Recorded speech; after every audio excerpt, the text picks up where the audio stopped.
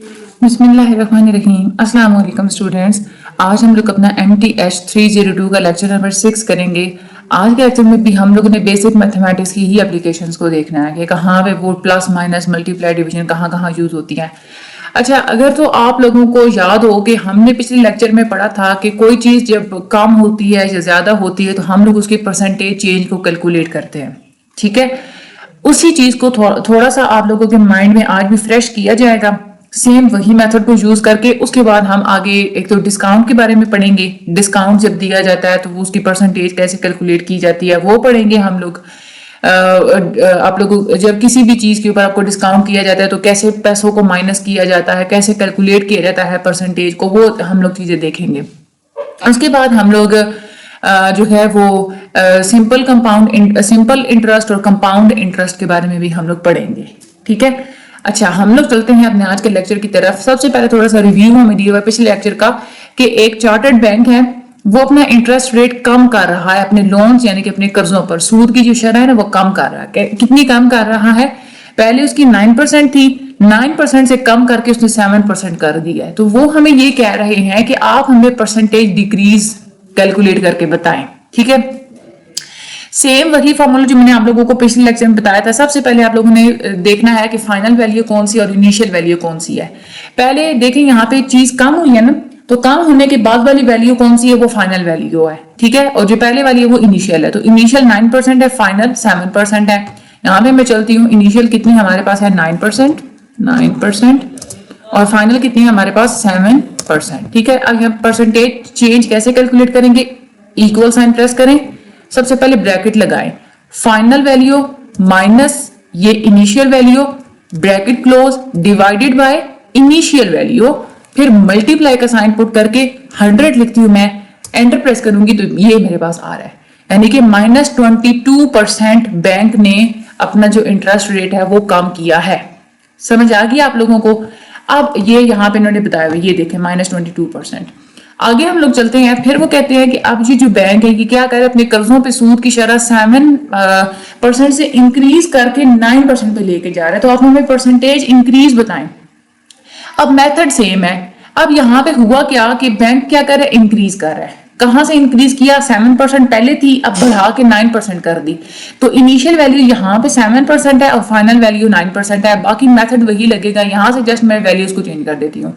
Initial यहाँ पे कितनी है हमारे पास? 7% है और फाइनल हमारे पास कितनी है? 9% है। ठीक है, ये ऑटोमेटिकली खुद ही एक्सेल ने कैलकुलेट कर दी। यहाँ पे तो ये 28% हमारे पास बन रही है। तो ये हमारे पास देखिए ये 28.6 यानी कि राउंड कर दिया ना एक्सेल ने, या आप लोग राउंड इसको भी करें तो आप लोगों के पास यही बनती है। देखें यहाँ पे 5 की बाद वाली वैल्यू कौन सी है? 7 क्योंकि 5 से बड़ा है तो उसको हम लोग राउंड करेंगे तो 28.6% बनती है। तो ये आप लोगों के पास आंसर आ जाएगा। आगे हम लोग चलते हैं, ये सेम वही चीज उन्होंने अब यहाँ पे बताया कि आप लोगों ने एक्सेल में कैसे कैलकुलेट करनी है। तो मैंने आप लोगों को डायरेक्टली एक्सेल में ही बताया। अब आगे आ जाएं। अब यहाँ पे मैं आपको बताती हूँ कि आप लोगों के थ्योरी में एमसीक्यूज आते हैं इस लेक्चर में से, और वो ये वाले एमसीक्यूज जो मैंने यहाँ पे हाईलाइट किए हुए हैं। सबसे पहले स्टॉक के बारे में आप लोगों का एमसीक्यूज लाजमी आता है। स्टॉक होता क्या है? कंपनी की मलकियत में जो आपका शेयर होता है ना वो होता है स्टॉक।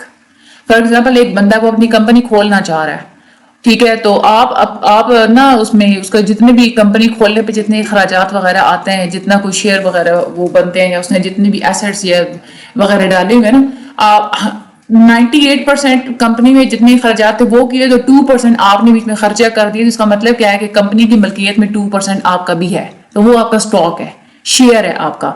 उसको शेयर्स भी बोलते हैं, उसको स्टॉक भी बोलते हैं, उसको इक्विटी भी बोलते हैं। जितने ज्यादा किसी के स्टॉक्स होंगे उतनी ही ज्यादा उसकी कंपनी में मलकियत होगी। ये होती है स्टॉक। ठीक है, उसके बाद स्टॉक यील्ड क्या होती है?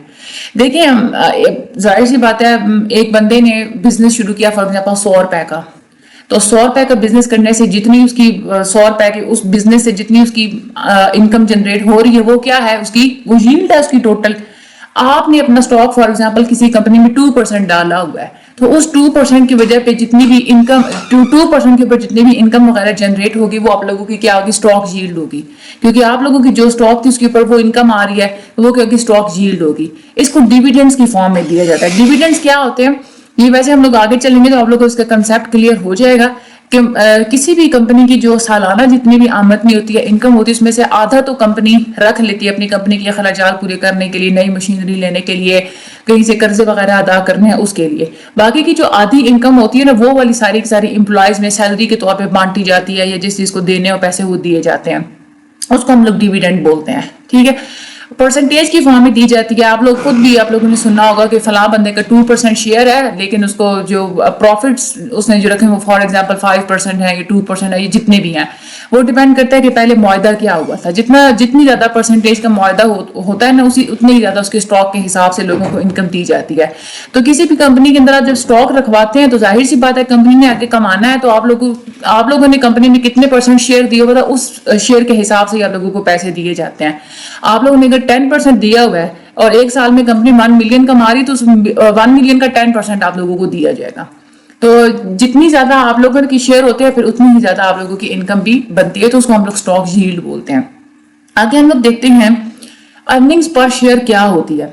अर्निंग पर शेयर यानी कि हर शेयर कितनी अर्निंग्स कमा रही है, ये होती है अर्निंग पर शेयर। इसको आप लोग कैसे करते हैं, कोई भी कंपनी के जितने भी टोटल प्रॉफिट्स हैं, कोई कंपनी जितना टोटल प्रॉफिट कमा रही है उसको नंबर ऑफ शेयर के साथ डिवाइड कर दिया जाता है, तो वो आप लोगों की अर्निंग पर शेयर आ जाती है।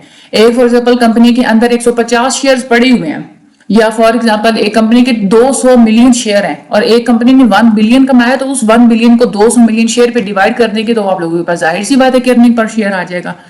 आगे हम चलते हैं, प्राइस अर्निंग्स रेशियो का क्या मतलब होता है। प्राइस यानी कि किसी चीज की मलकियत, किसी चीज की मौजूदा जो है ना वो मार्केट में कितनी कीमत है, यही होती है ना प्राइस।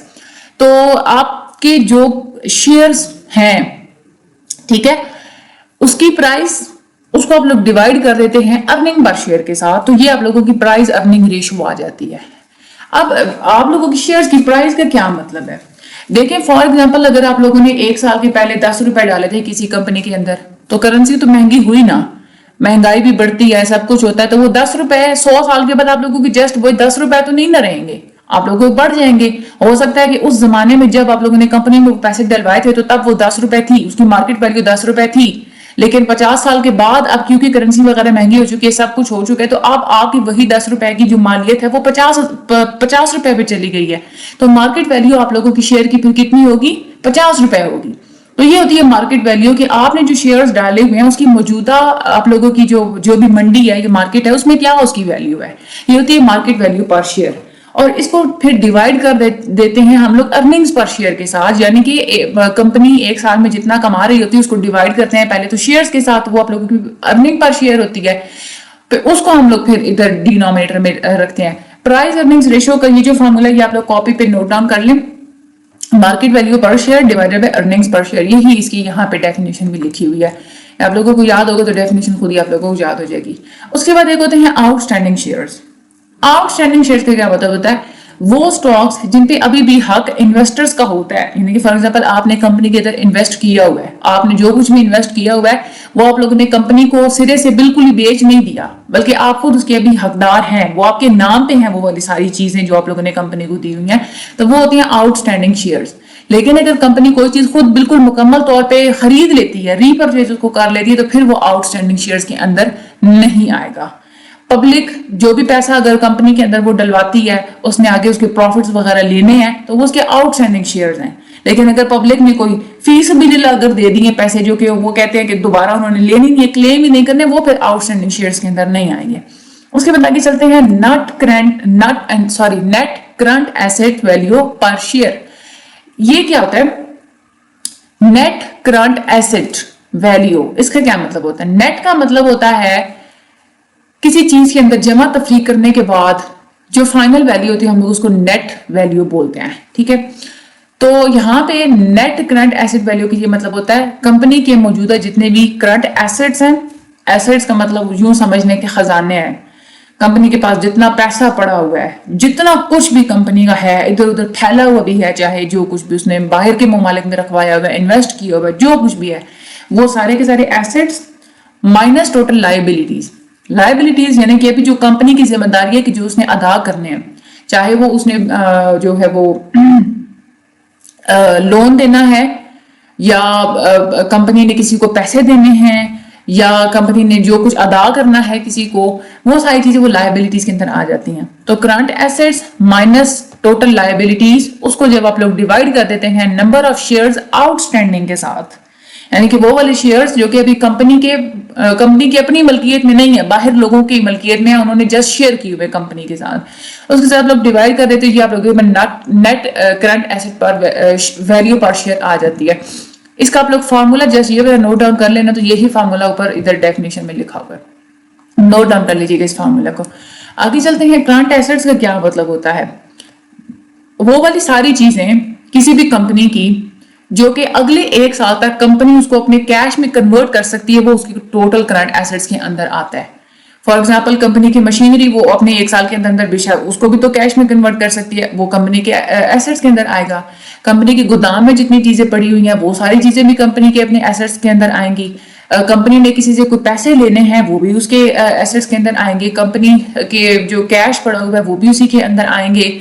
जो कोई भी एक्सपेंसेस वगैरह ऐसे जो भी चीजें होती है जो कि आप लोग कैश में कंपनी के लिए 1 साल तक कन्वर्ट कर सकते हैं, वो होती है उसकी करंट एसेट्स। और लाइबिलिटीज का मतलब ये होता है कि कंपनी के जिम्मे अगर कुछ है, कोई कर्जा वगैरह या कोई ऑब्लिगेशंस वगैरह, तो वो उसकी लाइबिलिटीज होती हैं। मार्केट वैल्यू का क्या मतलब होता है, वो वाली प्राइस जिसपे कोई भी इन्वेस्टर स्टॉक्स को किसी भी वक्त बाय या सेल कर सकता है, उसको हम लोग बोलते हैं मार्केट वैल्यू। ठीक है। फेस वैल्यू का क्या मतलब होता है, फेस वैल्यू होती है कि आपने जब फॉर एग्जांपल कंपनी से कुछ खरीदा या आप लोगों ने कोई स्टॉक्स वगैरह दिए, जिस वक्त भी दिए, आप लोगों ने 4 साल पहले दिए, 5 साल पहले दिए, तो वो उस वक्त उस चीज की जो ओरिजिनल कॉस्ट थी, जो वैल्यू थी, उसको हम लोग फेस वैल्यू बोलते हैं। और ये सर्टिफिकेट के ऊपर मेंशन होती है कि भाई ये वाली इतनी जो है ना वो वैल्यू में ये वाली ली गई थी। वैसे मार्केट प्राइस जरूरी नहीं है कि फेस वैल्यू वही होती है, मार्केट प्राइस जो भी मौजूदा चल रही होती है। जब आप लोगों ने कंपनी के साथ अपने स्टॉक्स वगैरह रखवाए, तो उस वक्त जो वैल्यू थी वो उसकी फेस वैल्यू है, वो बेशक थोड़ी थी। 5 साल के बाद मार्केट प्राइस अब उन्हीं स्टॉक्स की बहुत ज्यादा भी है, तो अभी फेस वैल्यू बेशक कम है, लेकिन जरूरी नहीं है कि अब वो मार्केट प्राइस के साथ साथ चले। मार्केट प्राइस ज्यादा होगी तो जाहिर है आप लोगों को ओरिजिनल जो आप लोगों की जो वैल्यू होगी स्टॉक्स की, वो बढ़ती जाएगी। डिविडेंड में आप लोगों को पहले ही बता चुकी हूं कि कंपनी क्या करती है, अपने प्रॉफिट्स का कुछ हिस्सा डिविडेंड के तौर पे अर्न करती है। यानी कि जब प्रॉफिट कमाती है कंपनी, तो हाफ अमाउंट तो कंपनी रख देती है, चाहे नई मशीनरी खरीदने पे या रॉ मटेरियल खरीदना है या कुछ भी करना है। बाकी का जो आधा होता है उसको एज अ डिविडेंड डिवाइड कर देती है, यानी कि एम्प्लॉयज वगैरह को देना है या जो कुछ भी करना है। डिविडेंड को परसेंटेज के तौर पे दिया जाता है, यानी कि ये इतना परसेंट इसको दिया जाएगा, इतना परसेंट इसको दिया जाएगा। Dividend is given as a percentage. MCQs बहुत इंपॉर्टेंट है। फॉर एग्जाम्पल कंपनी ये कहती है कि 50% के डिविडेंड वो देगी हर एम्प्लॉय को जिसने भी शेयर रखवाए हुए हैं। अब फॉर एग्जाम्पल आप लोगों ने क्या किया हुआ कि अगर आप लोगों ने अपने 10 रुपए का शेयर रखवाया हुआ था, तो 10 रुपए का 50% कितना बनता है, 5 रुपीज। ठीक है। तो कंपनी फिर क्या करेगी, आप लोगों को 5 रुपीज पे करती जाएगी। तो जितना ज्यादा आप डिविडेंड वो रखा हुआ तो उस हिसाब से आप लोगों को मिलती हैं चीजें। आगे चलते हैं हम लोग बाइंग शेयर्स और सेलिंग शेयर्स। अगर आप लोग यहाँ पे, अब वो एक एग्जांपल है, अगर आप लोग 100 शेयर्स खरीदते हैं 62.50 रुपीज पे, पर शेयर की इतनी प्राइस है, यानी कि एक शेयर की प्राइस कितनी है 62.50 रुपीज, और टोटल आपने शेयर्स कितने खरीदे 100, तो टोटल पैसे कितने बनेंगे, यही जो वैल्यू है 62.5, इसको मल्टीप्लाई कर देंगे आप 100 के साथ, तो इसको मल्टीप्लाई करेंगे तो आप लोग के पास ये 6250 रुपीज बनते हैं। अब आप लोग क्या करते हैं कि 2% का आप लोग कमीशन भी कमा रहे हैं साथ में, तो ये जो आप लोगों की जो टोटल पैसे बने ना, इसके साथ आप लोग 2 रुपए का कमीशन कितना बनेगा, 2% है ना, क्योंकि तो सिंपली 2% मल्टीप्लाई बाय 6250, ये आप लोगों के पास 125 आएगा। तो टोटल आपने पैसे कितने कमाए, इन दोनों को आपस में प्लस करने, 6250 एंड 125 को प्लस करेंगे तो आप लोगों के पास ये टोटल जो वैल्यू है ये आ जाएगी। ठीक है। आगे यहाँ पे एक लंबी सी इन्होंने एग्जांपल दी हुई है, ये आप लोग में इतनी सी, चले मैं आप लोगों को बता देती हूँ। यहाँ पे आप लोगों ने क्या किया कि आपने शेयर्स खरीदे, 100 शेयर खरीदे और एक शेयर की वैल्यू कितनी थी 52.25, तो टोटल पैसे कितने बनेंगे, पहले तो 100 को मल्टीप्लाई कर देंगे ना 52.25 के साथ, ये आप लोगों के पास बन रहा है 5225। अब 1 साल के बाद आप लोग उसको बेच देते हैं और साथ में आप 1% का कमीशन भी आप कमा रहे हैं। तो सबसे पहले तो आप लोग 1% कमीशन कैलकुलेट करेंगे कि वो कितना बनता है, यानी कि ये आप लोगों को बनेगा 5225 मल्टीप्लाई बाय 1%, तो आपके पास आंसर क्या आएगा 52.25। तो टोटल आपके पैसे कितने बनेंगे, इनको आपस में आप लोगों ने प्लस कर देना है। ये वही मेथड है जो यहाँ भी ऊपर यूज हुआ है, ठीक है। आगे फिर क्या कहते हैं वो कि अब आपने क्या किया कि शेयर्स को आपने 1 साल के बाद बेच दिया 68 रुपीज का। 52 का तो आप लोगों ने खरीदा था ना, 68 का आप लोग बेच रहे हैं। 100 शेयर्स थे, 68 का एक शेयर बेचा, तो टोटल पैसे कितने हो गए 68 को 100 से मल्टीप्लाई करेंगे तो साथ में आप लोगों ने क्या किया कि 1% का कमीशन भी था इसके साथ, ठीक है। तो 1% कमीशन में आप लोग क्या करेंगे कि 6800 मल्टीप्लाई बाय 1% आप करेंगे तो ये आप लोगों के पास कितना आ जाएगा 68.00। अब आपने क्या करना है यहाँ पे कि आप क्योंकि यहाँ पे बेच रहे हैं तो आपका ये जो कमीशन है यहाँ पे माइनस होगा। 6800 में से माइनस आप लोग कर देंगे 68, तो ये आप लोगों के पास आंसर आ जाएगा 6732। अब आपको टोटल फायदा कितना हुआ, चीज आप लोगों ने बेची कितने में 6732 में, खरीदी कितने की थी 5277 की। इसको आप लोग आपस में माइनस करें तो आपके पास फायदा कितना हुआ आप लोगों को 1400 और 54 होता है ना 54, 1454 का आप लोगों को फायदा हुआ। अब आगे वो क्या कह रहे हैं कि जो फेस वैल्यू थी हर शेयर की वो थी 10 रुपीज और 10% ही है dividend per share. 10% dividend per share हम है, ठीक है। तो 10% को आप लोग यहाँ पे जो है ना वो मल्टीप्लाई कर देंगे 10 के साथ। नहीं, यहाँ पे हम आगे चलते हैं। अच्छा, यहाँ पे हम लोग पहले डिविडेंड्स को देख लेते हैं। डिविडेंड्स को ये बता रहे हैं 100, यानी कि 10% था ना हमारा, 10% कितना बनता है 100 मल्टीप्लाई बाय 10। उसके बाद यहाँ पे हमारे पास टोटल जो शेयर्स थे उनकी वैल्यू कितनी थी 10, ठीक है। तो 100 मल्टीप्लाई बाय 10 डिवाइडेड बाय 10, ये आपके पास आ जाता है 100। अब टोटल आप लोगों को फायदा कितना होगा, आप लोगों का ये जो ऊपर नेट गेन था ये, इसमें आप लोग प्लस कर दें अपना डिविडेंड तो आपके पास ये वाला आंसर आ जाएगा 1554। अब आप लोग अगर इसकी परसेंटेज कैलकुलेट करना चाहते हैं तो वही चीज है फाइनल माइनस सॉरी, यहाँ पे आप लोग ने सिंपली परसेंटेज काउंट करनी है क्योंकि तो आपका जो टोटल गेन है कितना 1554, वो डिवाइड करें जितने की आप लोगों ने चीज खरीदी थी ये 5277 मल्टीप्लाई कर दे आप लोग इसको 100 के साथ, तो आप लोगों के पास ये टोटल रिटर्न ऑफ इन्वेस्टमेंट आ जाता है। अब यहाँ पे आप लोगों का ये इतनी लंबी आप लोगों को वो एग्जांपल दे के नहीं कहेंगे कि सारा आप लोग हमें कैलकुलेट करके बताएं, नेवर। आप लोगों को वो ये जस्ट इतना बताएंगे कि इतने शेयर हैं और एक शेयर की इतनी प्राइस है और ये इसका कमीशन है और टोटल आप कॉस्ट बताएं। तो आप लोगों ने क्या करना है, जितने नंबर ऑफ शेयर्स होंगे उसको आप लोगों ने मल्टीप्लाई कर देना है शेयर की कीमतों के साथ, और मल्टीप्लाई करने के बाद अपने कमीशन को कैसे कैलकुलेट करना है, कमीशन जितना % होगा उसके साथ आप लोगों ने उसको मल्टीप्लाई कर देना है। और फिर आप लोगों ने क्या करना है, कमीशन वाली जो आपके पास आएगी वैल्यू वो, और जो पहले जो आप लोगों ने कैलकुलेट की थी नंबर ऑफ शेयर्स और प्राइस पर शेयर की जो वैल्यू को, तो दोनों को आप लोगों ने प्लस कर देना है। ये वाला जो क्वेश्चन था ना यहाँ पे ये वाला, इस तरह का ये शॉर्ट आप लोगों से पूछते हैं, बहुत लॉन्ग नहीं पूछते आप लोगों से। अच्छा, ये वही सारी उन्होंने कहानियां यहाँ पे एक्सेल पे छोड़ी हुई है। आगे हम लोग चलते हैं, डिस्काउंट पे आ जाएं। ये डिस्काउंट वाले आप लोगों के टॉपिक बहुत ज्यादा इंपॉर्टेंट है, हो नहीं सकता कि आपके पेपर में डिस्काउंट से रिलेटेड कोई क्वेश्चन ना आए, पक्का आता है। आगे खैर डिस्काउंट से इसी लेक्चर में आप लोगों ने नहीं पढ़ना, आगे बहुत सारे लेक्चर्स में आप लोगों का डिस्काउंट वगैरह चलेगा। अच्छा, डिस्काउंट क्या होती है? डिस्काउंट असल में होती है किसी चीज में कमी कर देना। होता है ना कि फलान जगह सेल लगी हुई है 20% का डिस्काउंट दे रहे हैं, वो क्या होता है कि जो लिस्ट प्राइस होती है, यानी कि किसी भी चीज की ऊपर जो प्राइस लगी हुई होती है, लिखी हुई होती है, उसमें से वो कुछ कम कर रहे होते हैं, 15% कम कर रहे हैं, 10% कम कर रहे हैं, जितना भी कम कर रहे हैं। अब यहाँ पे कहते हैं लिस्ट प्राइस फॉर एग्जांपल है किसी चीज की 2200 है और वो आपको बंदा कहता है कि भाई 15% का हम लोगों ने ना इस चीज के ऊपर डिस्काउंट लगाया हुआ है। तो आप लोग ये देखते हैं ना, अब आप लोगों को क्या पता वैसे किसी आम बंदे को कि 15% का डिस्काउंट रेट है तो टोटल पैसे मेरे कितने माइनस होंगे। तो इसकी एक पूरी कैलकुलेशन होती है। कैसे कैलकुलेशन होती हैं, मैं चलती हूँ यहाँ पे अपने एक्सेल की तरफ।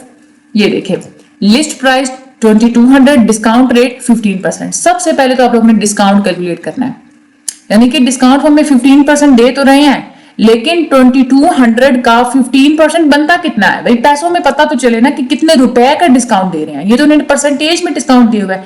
सबसे पहले आप लोगों ने ये देखना होता है कि कितने रुपए का डिस्काउंट आप लोगों को मिल रहा है। इसके लिए सिंपली आपने क्या करना था, इक्वल साइन प्रेस करेंगे, यहाँ पे ऊपर चलती हूँ मैं,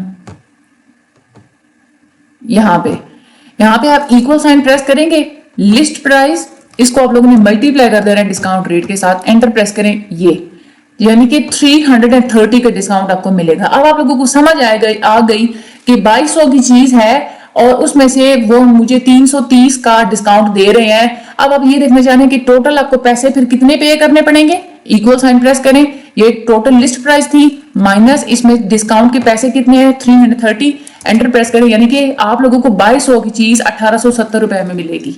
इस तरह से कैलकुलेट किया जाता है इस चीज को। ये आप लोगों ने बहुत ज्यादा इंपॉर्टेंट है, ये आप लोगों का छोटी सी कैलकुलेशन होती है लेकिन ये बहुत ज्यादा इंपॉर्टेंट है।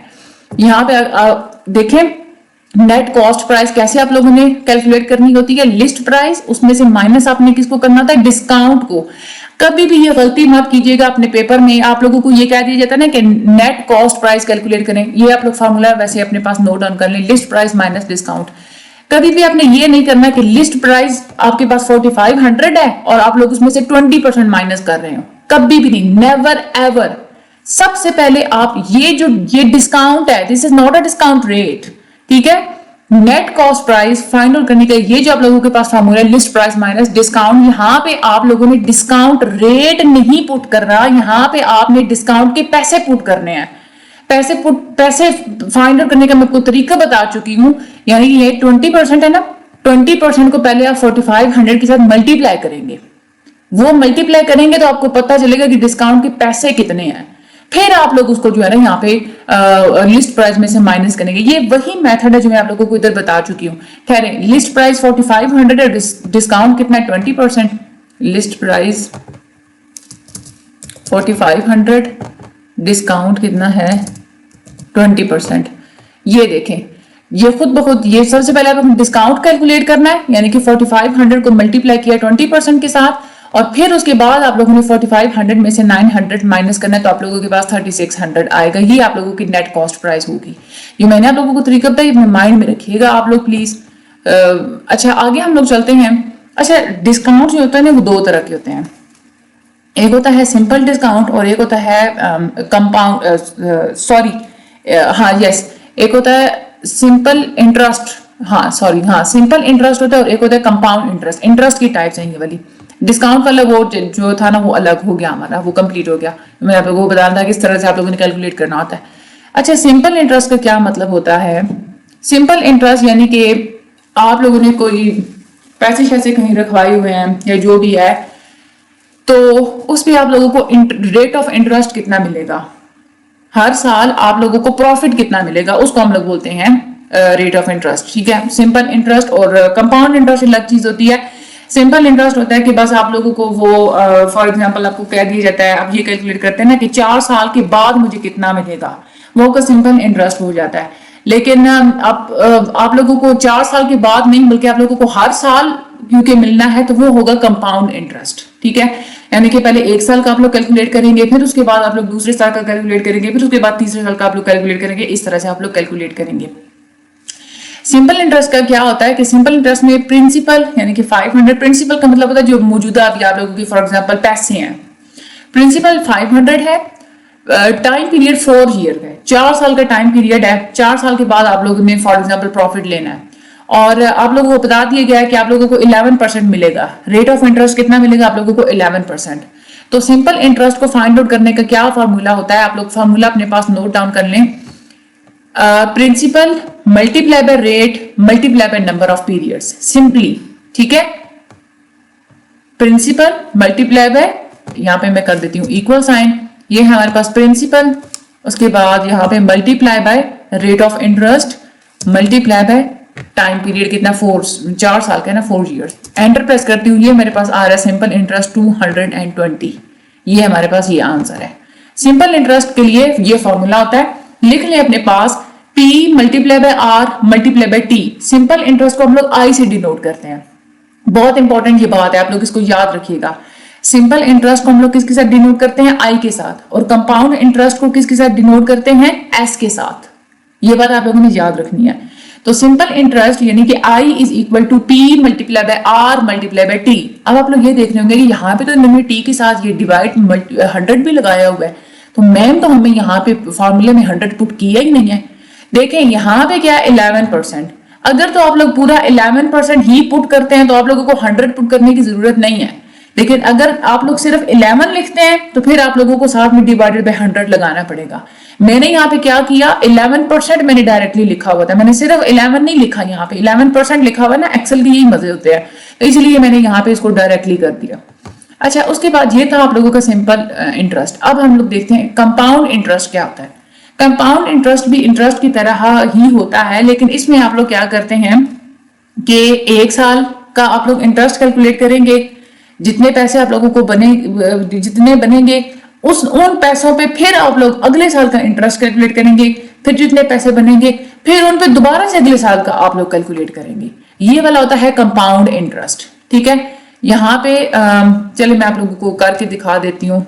मैं पहले देख लूँ कितना ज्यादा ये, इसके लिए बाकायदा एक फार्मूला होता है इसमें ना, बजाय इसके कि आप लोग पहले 1 साल का कैलकुलेट करें, फिर जो आई कीमत उसके ऊपर आप लोग दूसरे साल का कैलकुलेट करें, फिर जो कीमत आई उसके ऊपर आप लोग तीसरे साल का कैलकुलेट करें। आप लोगों को इस तरह से भी करने की जरूरत नहीं है। सिंपली आपने क्या करना है, आप लोगों के पास अगर आप लोगों को याद हो, हम लोगों ने भी हम लोग पीछे पढ़ के आ रहे हैं, सीरीज डिस्काउंट आपने पढ़ा था ना, कि पहले जो है ना वो रेट ऑफ इंटरेस्ट पहले साल में कितना था 4%, दूसरे साल में कितना था 9%, तीसरे साल में कितना था -10%, चौथे साल में कितना था 8%।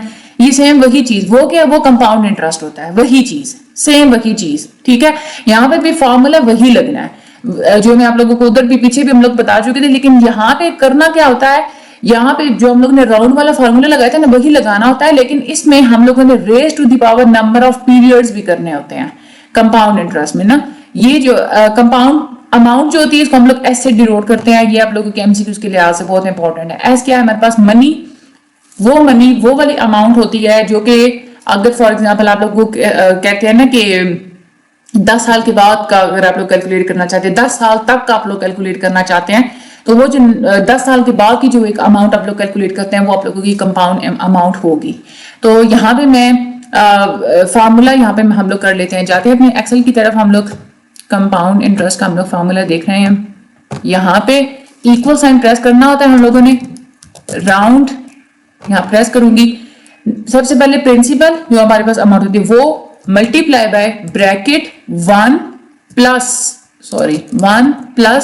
ये हमारे पास क्योंकि 12%, 1 प्लस 12% ब्रैकेट क्लोज, यहाँ पे रेज टू द पावर, ये जो साइन ऑफ एक्सपोनेंशिएशन होता है ना, ये 6 जो होता है ना आप लोगों के लैपटॉप पे, ये कंप्यूटर पे, कीबोर्ड पे 6 नंबर की जो की होती है उसी को आप लोग शिफ्ट प्रेस करके करेंगे तो ये आप लोगों के पास आता है।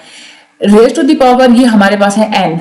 ठीक है, और आगे यहाँ पे मैं लगा देती हूँ कॉमा लगाने के बाद आप लोग यहाँ पे लगा दे 0, एंटर प्रेस करते हैं।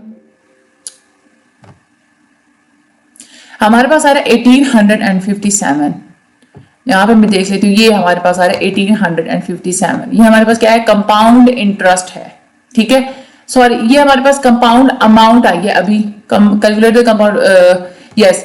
ये आप लोगों के पास एस है ना, एस होती है आप लोगों के पास कंपाउंड अमाउंट, ये बता दो हमें याद रखनी है। और फिर जो कंपाउंड इंटरेस्ट होता है ना उसके लिए आप लोगों ने क्या करना होता है, कंपाउंड अमाउंट में से आपने अपना प्रिंसिपल को माइनस करना होता है। आप लोग अपने पास ये नोट डाउन कर लें पेज के ऊपर, कंपाउंड अमाउंट यानी कि S is equal to P into 1 plus R के साथ उन्होंने डिवाइड 100 इसलिए लगाया हुआ कि परसेंटेज में होती है ना R की वैल्यू। अगर आप लोग R की परसेंटेज डायरेक्टली लिखते हैं फिर आप लोगों को अपने एक्सेल में 100 वो पुट करने की जरूरत नहीं है।